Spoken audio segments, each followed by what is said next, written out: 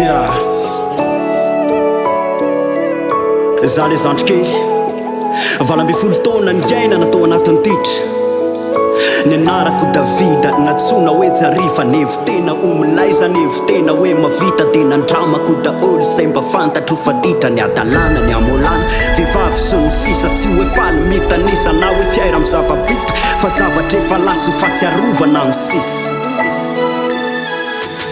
Fahatsiarovana ny sisa izy niainako taloha, ny fiainako rehetra adalana tsisy fetra, ny libaona ditra autofalina no ratsy na mayaona vai ataona sina karavasy tony soka tsy atonina no indro fa voatony zay namaritry ny amiko ka tena tsy lahitra fa tonga de mafaitra tonga de mafaitra tonga de mafaitra tonga de mafaitra.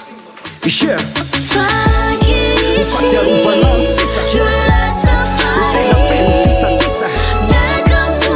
tena sambatra tsy miaotraotra. Fahatsiarovana ny sisa tena feno tisa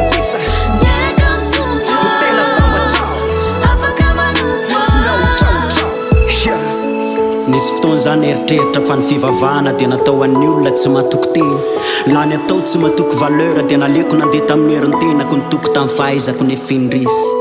Fadisopana tenana ny meday azoko tamizany, kivony ralany projet jiaby tsisy tanteraka, nangano ano ranomaso karaha olona voafelaka, de nanontany tena hoe zaveny totombita nasa mafy be ny akaso, fa maizikitroka daholy say jereny maso, tena maizikitroka daholy say jereny maso.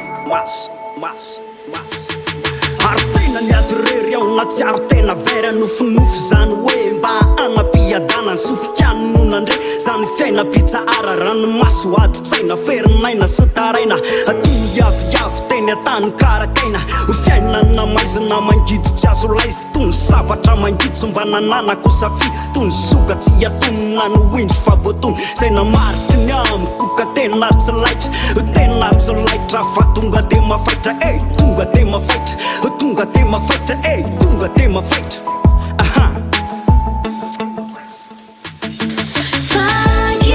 Fahatsiarovana ny sisa tena feno tisa tena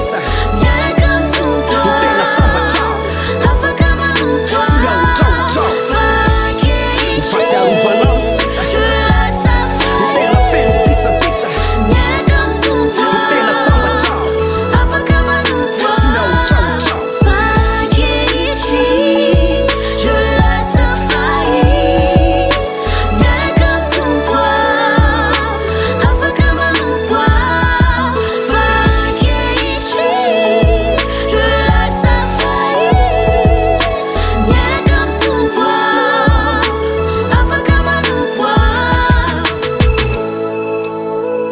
Zay le fijoroana